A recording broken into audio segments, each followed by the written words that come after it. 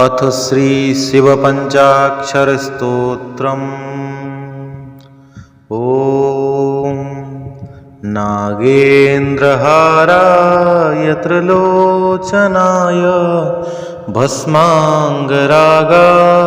महेश्वराय नित्याय शुद्धाय दिगम्बराय तस्मै नकाराय नमः शिवाय मन्दाकिनी सलिलचन्दनचर्चिताय नन्दीश्वरप्रमथनाथ महेश्वराय मन्दारपुष्पबहुपुष्पसुपूजिताय तस्मै मकाराय नमः शिवाय शिवाय गौरीवदनाब्जवृन्द सूर्याय दक्षाध्वरनाशकाय श्रीनीलकण्ठाय वृषध्वजाय तस्मै श्रीकाराय नमः शिवाय वसिष्ठकुम्भोद्भवगौतमार्य मुनीन्द्रदेवार्चितशेखराय